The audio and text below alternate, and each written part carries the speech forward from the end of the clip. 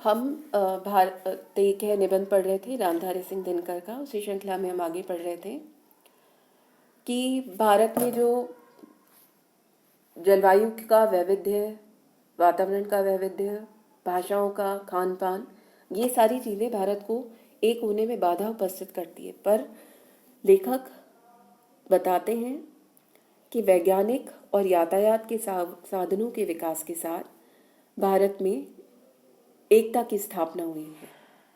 वे कहते हैं, यद्यपि भारत में 14 से अधिक भाषाएं, हिंदी, उर्दू, बंगाली,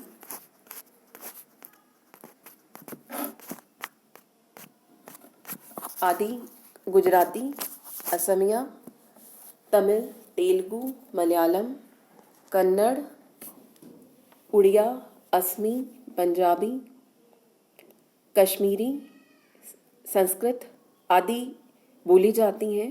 ये भाषाएं होते हुए भी हमारी भावधारा एक है जो हमें परस्पर जोड़े रखती है।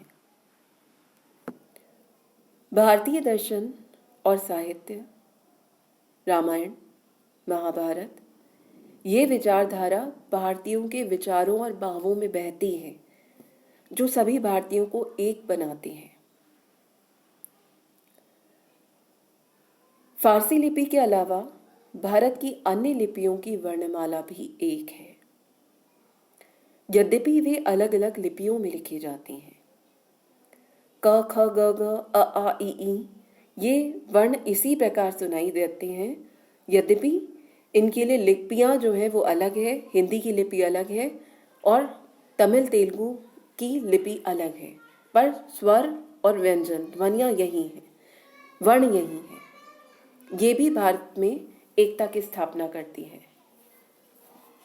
उत्तर से दक्षिण जब हम जाते हैं तो देखते हैं सभी जगह एक ही संस्कृति के मंदिर, व्रत, तीर्थ, स्नान, पूजा, ध्यान, योग, तपस्या आदि की धारणाएं लोगों में दिखाई देती हैं।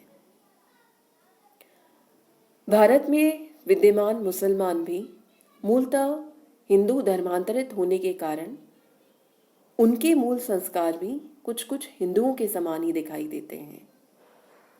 ये भी हिंदू मुसलमानों की एकता है जो भारत की एकता को स्थापित करती है, उसको करने में मदद देती है। देश की सांस्कृतिक एकता देश को बांधे रखती है। जैसे चीन से आने वाले या अफ्रीका से आने वाले व्यक्ति विशिष्ट रूप से पहचाने जा सकते हैं, वैसे ही भारतीय जब विश्व मंच पर जाकर खड़े होते हैं तो वो अपनी सांस्कृतिक विशिष्टता के द्वारा अलग ही से पहचान लिए जाते हैं। भौगोलिक वैविध्य यद्यपि भीतरगत दृष्टि से भले ही हमें बांटता हो, परंतु वैश्विक स्तर पर भी यह हमारी सीमाओं को सुरक्षित और एकीकृत करता है। दुनिया के हिस्से को काटकर उसे भारत के साथ मिलाकर रखने का काम उतना ही अप्राकृतिक साबित हुआ है जितना हिंदुस्तान के किसी अंग को काटकर उसे अलग रखने की, जिंदा रखने की कोशिश। यथा मौर्यों ने एक समय कंधार को भारत में मिला लिया था, यूनानियों ने पंजाब को कंधार में मिला लिया था, परंतु दोनों ही कोशिशें बेकार रहीं। दूरी इतनी ज़्यादा है कि अगर अफगानिस्तान से भारत में शासन करने का प्रयास किया जाए या तो फिर भारत से अफगानिस्तान में शासन करने का प्रयास किया जाए तो ये प्रयास निष्फल होता है, उतना सफल नहीं हो पाता। सिंध में जब मुसलमानों ने पहल कब्जा किया था तब वे भी यही चाहते थे कि सिंध ईरान का हिस्सा रहे, वे उस पर ईरान से हुकूमत चलाएं, पर ऐसा संभव नहीं हुआ।